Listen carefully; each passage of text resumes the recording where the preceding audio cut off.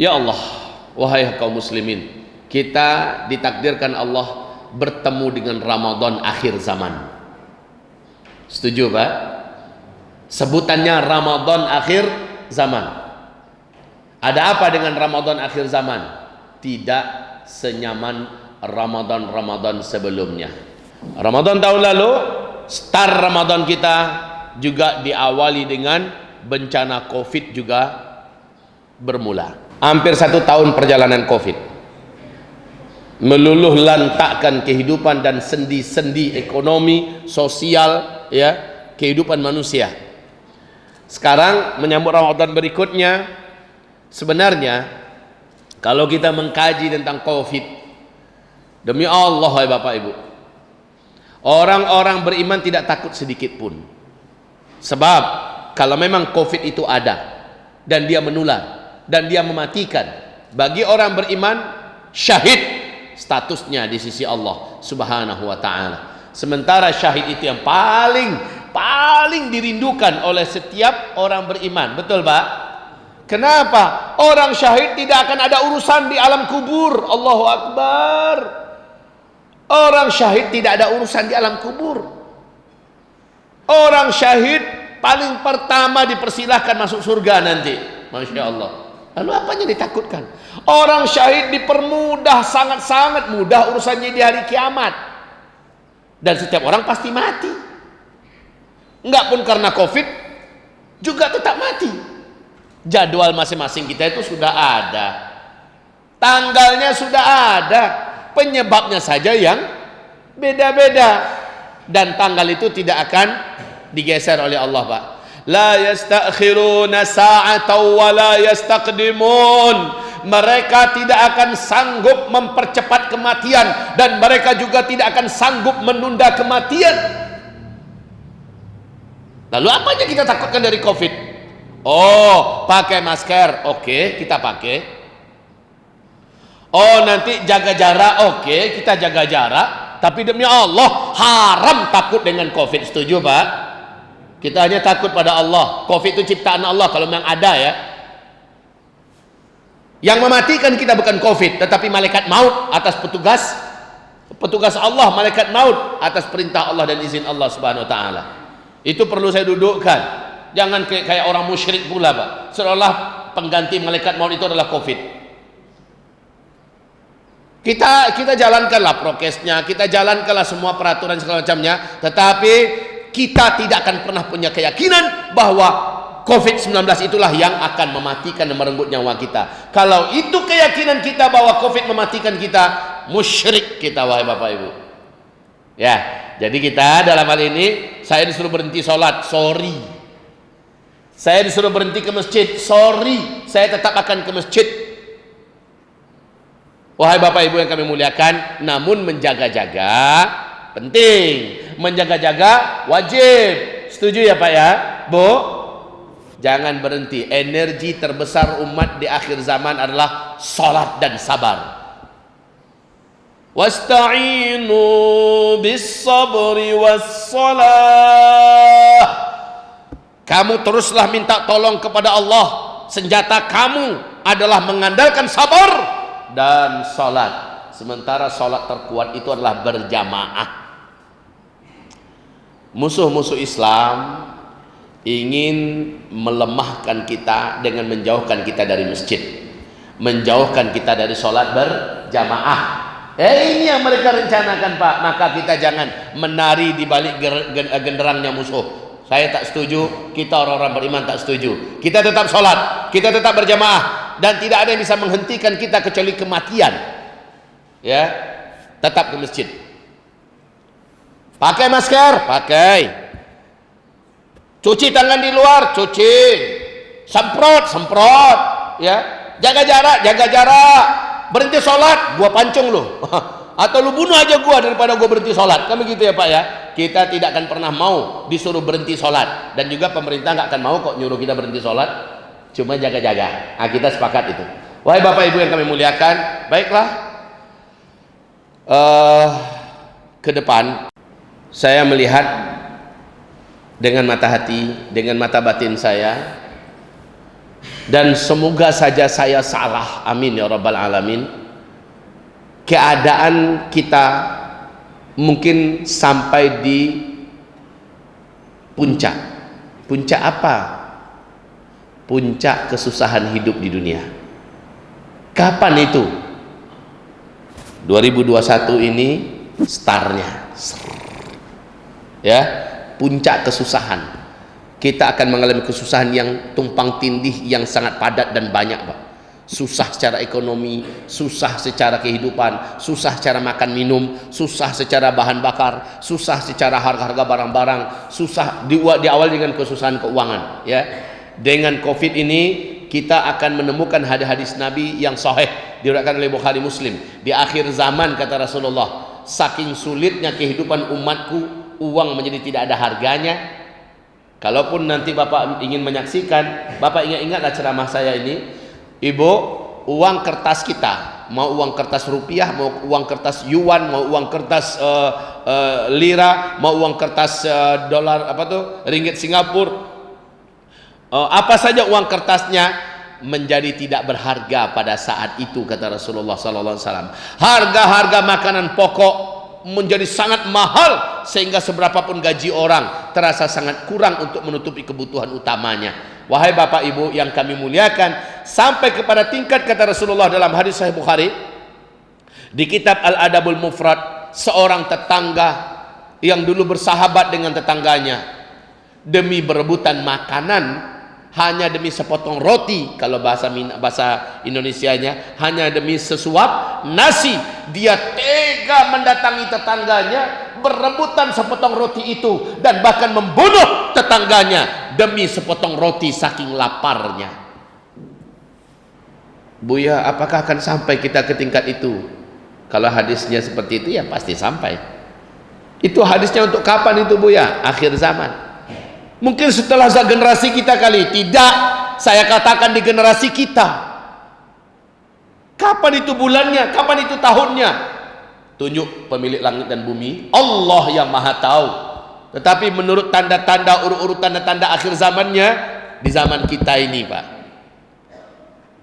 Nah, jadi kita menyambut dan menghadapi Ramadan ini dengan penuh harap kepada Allah. Ya Rabb, bila memang ini adalah Ramadan terakhirku, seharusnya judul ceramah kita adalah mungkin saja ini Ramadan terakhir kita. Ini harusnya ceramah kita. Mungkin saja ini Ramadan terakhir kita. Sebab, wahai Bapak Ibu yang kami muliakan, sebab-sebab, faktor-faktor, asbab untuk terwujudnya, Rasulullah bersabda, di akhir zaman umatku yang wanita dibandingkan laki-laki perbandingannya 1 berbanding 50. 1 laki-laki 50 wanita. Pada kemana kaum laki-laki? Mereka banyak meninggal dunia. Kenapa mereka banyak meninggal dunia? Karena pertumpahan darah, karena peperangan yang tidak bisa dielakkan. Wanita pasti paling prioritas untuk dilindungi dan diselamatkan. Ada apa-apa, wanita disuruh mundur, sembunyi, dan laki-laki yang maju. Dan faktor-faktor menuju kepada pertumpahan darah itu adalah faktor ekonomi, faktor perbatasan negeri, faktor politik, faktor rebut rampas harta kekayaan milik negeri orang lain, sehingga banyak kaum lelaki yang meninggal dunia. Jadi jika demikian, kita positive thinking saja. Benarkah Ramadan ini adalah Ramadan terakhirku? Sunnahnya seperti itu, Pak. Memang kita dianjurkan untuk menganggap inilah ibadah terakhirku. Bisa jadi inilah Ramadan terakhirku, bisa jadi. Wahai Bapak Ibu yang kami muliakan, di kampung tempat pesantren kita yang laki-laki di Sadik Laweh, Allah, beberapa hari belakangan ini banyak betul laki-laki yang meninggal, Pak. Sebentar sudah ada tanda laki-laki, tanda ada orang meninggal. Pasti tanya fulan bin fulan, laki-laki, fulan bin fulan, fulan bin fulan. Udah dekat Ramadan, meninggal. Betapa tidak berezekinya beliau, ya Pak ya. Sudah dekat Ramadan, meninggal. Kemarinnya sehat, Pak Ustadz. Kemarinnya masih sehat, Bu ya. Kemarin masih nyangkul bareng, kami gotong royong, dan sekarang ninggal. Ini yang saya maksud Pak, kita tak tahu ke depan itu apakah ini betul Ramadan kita. Kalau iya, tiru sahabat yuk. Sahabat itu satu, mereka menyambut Ramadan itu dengan nangis, doa kepada Allah. Kita tiru ini Bapak Ibu. Kita nangis nyambut Ramadan. Kenapa nangis? Gemeteran para sahabat, jangan sampai hamba tak sampai Ramadan ya Allah. Jangan sampai Ramadan ini hamba tak dapatkan ya Allah. Mereka doa terus, doa beberapa bulan dari Rajab, Sya'ban. Mereka sudah nangis-nangis memohon kepada Allah agar Allah izinkan mereka mendapatkan Ramadan. Ketika mereka berdoa, isi doa mereka juga salah satunya, ya Allah, izinkan hamba mendapatkan Ramadan ini dan jadikan hamba memiliki energi, beri hamba taufik agar hamba bisa hidupkan hari-hari siang Ramadan, hari-hari malam Ramadan dengan memperbanyak ibadah, khasnya baca Quran kepada Engkau ya Allah. Yang pertama. Selanjutnya dalam Ramadan mereka berlomba. Seluruh sahabat hampir lupa dengan yang lain. Mereka sibuk dengan diri mereka sendiri. Wahai Bapak Ibu, kita tiru Ramadannya para sahabat. Sahabat 11 bulan sebelum Ramadan datang, mereka mencari dunia. 1 bulan mereka perai dari dunia. Tahu perai? Tahu perai Pak? Mereka total libur dari dunia. Tidak ada yang buka galeh, tidak ada yang buka kadai, tidak ada yang makan tuo. Kalau ada kantor dulu tak ada kantor. Ya, jadi mereka itu memang total. Seperti kata para sahabat, adalah Rasulullah sallallahu alaihi wasallam kalau sudah masuk, apalagi 10 terakhir Ramadan ya, kendaraannya pun dimasukkannya ke gudang. Kalau bahasa awaknya gua, kendaraan Nabi ketika itu adalah onta, kuda, dikandangkan. Dan Nabi sallallahu alaihi wasallam kalau sudah masuk Ramadan, beliau menyedikitkan makan dan beliau tidak lagi mau mengurus urusan dunianya. Masya Allah, kami meniru Rasul sallallahu alaihi wasallam. 11 bulan dah cukuplah untuk mencari tabungan buat menghidupi 1 bulan Ramadan. Nah kalau kita sekarang ini mungkin kita tak mampu macam itu, tapi minimal kita cekek Pak dunia kita nih, kita cekek, kurangi pengeluaran dan kurangi juga pemburuan terhadap dunia. Apalagi 10 terakhir, ini yang kasihan ini orang panggaleh-panggaleh nih, orang pedagang-pedagang di pasar-pasar. 10 terakhir Ramadan bagaikan malam Lailatul Qadar untuk memburu rezeki dunia. Sayang sekali 10 terakhir Ramadan itu betul-betul nggak ada lagi kaitan dengan dunia. Bahkan bini pun ditinggal Pak. Ngapain mereka? Iktikaf. Seluruh sahabat itu iktikaf 10 terakhir Ramadan. Mereka tidak lagi ngurus dunia. Anak juga tidak lagi diurus, karena anak langsung diurus oleh istrinya di rumah. Kemudian sang suami ngapain? Ke masjid. Kalau istri di rumah bersaing dengan suaminya. Mereka punya perlombaan khusus untuk menamatkan Quran. Wahai Bapak Ibu yang kami muliakan, pernahkah Bapak Ibu mendengarkan bagaimana para sahabat dengan Al-Quran di bulan Ramadan? Seluruh sahabat tiap 3 hari 3 malam khatam 1 kali Al-Qurannya. Seluruh sahabat. Saya tidak ada membaca ada sahabat yang tidak mengkhatamkan. Setiap 3 hari dalam 1 bulan Ramadan mereka khatam baca Al-Quran. Mungkin ada pertanyaan, Buya, kalau kami bertanya Buya, mana yang lebih afdol? Kami mempelajari mentahsin tajwid Al-Quran, tafsir Al-Quran di bulan Ramadan, atau kami memperbanyak tamatkan Al-Quran? Jawabannya adalah tamatkan Al-Quran lebih diperbanyak daripada kesibukan-kesibukan yang lain. Bahkan Imam Malik bin Anas, gurunya Imam Syafi'i, menghentikan majelis ilmunya demi memperbanyak menghatamkan membaca Al-Quran. Jadi Bapak Ibu yang kami muliakan, Ramadan ini, karena ini kita anggap sebagai Ramadan terakhir kita jadikan ini Ramadan perpisahan kita dengan Al-Quran. Maksudnya perpisahan bagaimana? Seerat-eratnya Al-Quran dipeluk, sebanyak-banyaknya Al-Quran dibaca, siang hari baca, malam hari baca. Orang yang sanggup baca Al-Quran banyak, yang menyedikitkan makannya bulan Ramadan. Sahurnya standar, berbukanya sedikit. Insya Allah Ta'ala dia akan sanggup baca Al-Quran banyak. Kalau enggak Pak, padang panjang, ampe angke, paru kanyang, mato bare. Ditambah pula hadis palsu. Man nama fi yaumi ramadhanihi, atau naumus shaimi ibadah, tidurnya orang yang sedang puasa adalah ibadah, itu hadisnya palsu. Akhirnya dia tidur kayak ular. Tidak, kita tirulah Rasulullah, tidur para sahabat, bagaimana mereka menjauhkan lambung mereka sejauh-jauhnya dari tempat tidur di malam hari, apalagi siang. Siang mereka full untuk mengkhatamkan Al-Quran. Kalau enggak, mereka pergi berjihad. Jadi aneh ya Pak ya, Rasulullah itu ditakdirkan oleh Allah, dan ini adalah hari-hari yang indah bagi mereka. Berjihadnya bulan Ramadan, pergi berperang di bulan Ramadan, berdakwah di bulan Ramadan, ya, dalam artian mengembangkan Islam dalam bulan Ramadan. Oke, wahai Bapak Ibu yang kami muliakan, Imam Syafi'i menamatkan Al-Quran 12 jam siang tamat satu kali, 12 jam malam tamat satu kali. Dulu Pak, saya nggak kepikir oleh saya pernah coba, karena saya bukan hafiz Quran, saya pernah coba membaca Al-Quran dari pagi non-stop ya, dari lepas sahur itu baca dengan bacaan yang cepat. Ternyata saya hanya sanggup 15, 16, 17 juz 12 jam. Masya Allah, nggak kepikir oleh saya bagaimana cara Imam Syafi'i bisa 30 juz. Tak terpikir oleh saya bagaimana sahabat Utsman bin Affan yang menamatkan Al-Quran dari Al-Fatihah masuk Al-Baqarah sampai An-Nas hanya dalam satu kali khatam di Hijr Ismail, ya, waktu salat witir. Di salat witir tamat Al-Quran 30 juz. Dulu nggak kepikir oleh saya gimana caranya nih. Tapi sekarang hal itu tidak menjadi mustahil. Kenapa? Pesantren yang kami asuh dengan izin rahmat dan nikmat dari Allah, santri-santri kami Pak sudah sanggup membaca Al-Quran 30 juz satu kali duduk di depan syekh. Ada yang 6 jam 7 menit, ada yang 5 jam 20 menit.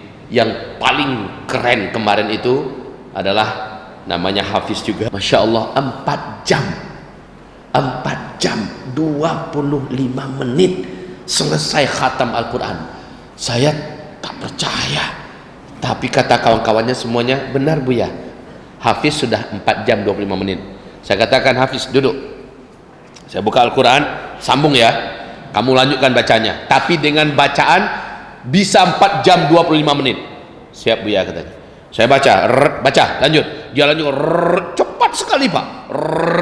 Allah, nggak ketemu saya salahnya di mana, cepat sekali. Wahai Bapak Ibu yang kami muliakan, sekarang masuk akal. Utsman bin Affan bisa dalam satu kali witir bisa tamatkan Al-Quran 30 juz. Imam Syafi'i dalam satu malam, tentu saja Imam Syafi'i ada tidurnya juga ya, satu malam khatam 30 juz. Walaupun Rasulullah SAW bersabda, sesungguhnya yang membaca Al-Quran tamat 30 juz kurang dari 30 hari, dia tidak akan memahami Al-Quran. Dalam artian, dia tidak akan bisa mendapatkan apa yang dia baca itu. Pemahamannya, ilmunya nggak akan dapat. Betul, kalau dia mentargetkan untuk mendapatkan pemahaman. Kalau mendapatkan pemahaman, 1 bulan khatamlah satu kali sambil mencari ini apa maksudnya, ini apa maksudnya. Dengan membaca itu kita tahu artinya, itu 1 bulan bisa kita dapatkan pahamnya isi Al-Quran. Tapi kalau yang membaca Alhamdulillahirabbil alamin arrahmanir rahim maliki yaumiddin iyyaka na'budu wa iyyaka nasta'in ihdinas siratal mustaqim siratal ladzina an'amta 'alaihim ghairil maghdubi 'alaihim waladdallin amin, itu hanya sekedar murajaah Quran. Dapat pahala sih dapat, untuk paham Al-Quran tidak akan bisa dapat. Ya, nah target bulan Ramadan bukan untuk tadabbur, bukan untuk ta'ammuk, bukan untuk membahas dan membedah ayat-ayat Al-Quran, tetapi untuk menamatkan sebanyak-banyaknya membaca Al-Quran. Bagi Bapak Ibu yang tak sanggup baca cepat, standar sajalah. Standarnya bagaimana? 3 hari khatam satu kali. Kira-kira Bapak Ibu sanggup tidak? Sanggup tidak? Sanggup, kenapa nggak sanggup? Sahabat-sahabat juga manusia kok. Ya, kalau 3 hari bisa. Saya dengan nikmat Allah 1 hari 1 malam bisa 1 kali. Tetapi yang 1 hari kayak Imam Syafi'i saya tak sanggup. Itu memang orang yang hafiz saja yang bisa itu. Ya, Anak-anak kami Pak bukan berbangga-bangga, tapi kita tahadduts bin ni'mah. Wa amma bi ni'mati rabbika fahaddits. Adapun dengan nikmat Rabbmu maka berceritalah. Saya bercerita dengan nikmat Allah ya. Wahai Bapak Ibu, santri-santri kami setiap hari itu yang sudah hafiz ya, wajib membaca 10 juz setiap hari. Tapi tiap hari Kamis 30 juz. Tiap hari Jumat 30 juz. Nanti Sabtu, Ahad, Senin, Selasa, Rabu ini kembali 10 juz, 10 juz, 10 juz murajaahnya. Ya, nanti Kamis 30 juz, Jumat 30 juz. Ya, kalau macam ini tentulah mereka jadi lancar, linci membaca Qurannya. Seperti kata pepatah Minang, apa kaji dek baulang, abih gali dek galiti. Alai?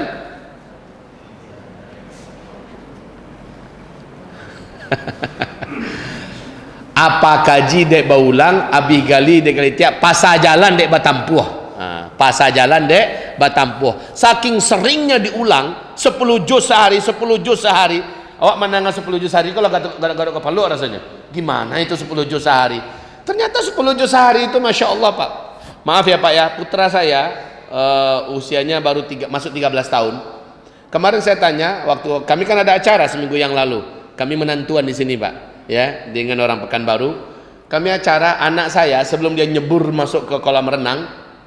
Jadi acaranya itu di kampung dia kampung apa itu dekat dengan airport lokasinya, yang ada masakan kampungnya khas Melayu gitu ya Pak ya. Saya tanya sama anak saya, sini nak, siapa tadi yang menyimak Ananda? Yang menyimak tadi Abang Umar katanya. Abang Umar, berapa tadi khatam Qurannya, membaca Qurannya? Baru 2 juz Pak. 2 juz itu berapa lama membacanya? Setengah jam katanya. Setengah jam, anak kecil. Setengah jam 2 juz. Ya, wahai Bapak Ibu, ternyata saya tanya, Anda berapa sanggup membaca sehari? Kami biasa disuruh oleh Syekh 4 juz atau 5 juz sehari. Tapi kalau hari Kamis Pak, karena hafalannya baru 8 juz ya, wajib 8 juz semuanya. Nah ini Bapak Ibu yang kami muliakan, saya ingin pondok-pondok pesantren tahfiz Quran kita nanti kalau dapat belajarnya metodenya seperti yang diajarkan Syekh kita Pak. Karena anak-anak ini 1 tahun paling lama udah hafiz Quran 30 juz dan hafalannya kuat. Ya, bahkan ada anak yang 5 bulan hafiz Al-Quran, saya tes dia lulus. Saya tidak berbohong. Mari datang ikut dengan saya ke Payakumbuh, kita tes anak itu Pak. Orang Bukit Tinggi anaknya, ya, orang Bukit Tinggi. Kita tes anak itu, kalau Bapak menemukan saya berbohong, saya kasih Bapak hadiah. Saya ikutkan Bapak umroh dengan biaya dari saya. Jadi saya tak bohong, 5 bulan khatam 30 juz Al-Quran, hafal dalam kepalanya, dites ayat mana saja dia bisa dengan izin dan nikmat dari Allah. Nah, tahfiz macam ini yang ingin kita wujudkan. 1 tahun, 1,5 tahun, 2 tahun. Standar kami yang paling ini Pak, 3 tahun sudah wajib hafiz Al-Quran 30 juz, mutskin, tidak boleh tidak. Tapi memang ada anak-anak yang memiliki kemampuan yang agak kurang, maka mereka kami beri dispensasi. Dispensasinya apa? Minimal 20 juz, sudah hafal 30, sudah hafal Al-Quran dalam 3 tahun, dan nanti anak kami masukkan yang 10 juz sisanya untuk menjelang masuk ke tingkat SMA-nya, kami masukkan mereka ke takhili namanya. Takhili itu adalah anak ini nggak langsung masuk ke tingkat SMA, Ma'had Mulazam Al-Hufaz, tapi sempurnakan dulu 30 juznya. Jadi nambah 10 juz lagi 1 tahun ke depan. Nah, wahai Bapak Ibu, pokoknya yang bisa masuk tingkat SMA di pesantren kita adalah anak-anak yang hafiz Al-Quran 30 juz dan hafalannya sudah kuat. Program berikutnya adalah program Itqan dan program mengambil sanad. Setelah itu baru mengambil qiraah. Syekh menguasai 10 qiraah asyarah kubra, 10 qiraah asyarah sughra, dan beliau menguasai 20 riwayat. Ya, jadi dengan ini murid-murid bisa mendapatkan total keilmuan Al-Quran ini secara sempurna. Kita kembali wahai Bapak Ibu, bagi Bapak Ibu yang tidak mungkin rasanya menjadi hafiz-hafizah, biayai anak-anak yang punya kemampuan untuk menjadi hafiz. Selama dia baca Al-Quran seumur hidupnya, selama dia mengajarkan Al-Quran, pahalanya mengalir kepada Bapak Ibu. Allahu Akbar. Dan nanti di akhirat Bapak Ibu akan dibawanya, termasuk di antara 10 orang yang diberi syafaat adalah orang yang membiayainya, sehingga dia bisa menjadi hafiz Al-Quran dan menjadi guru penghafal Al-Quran.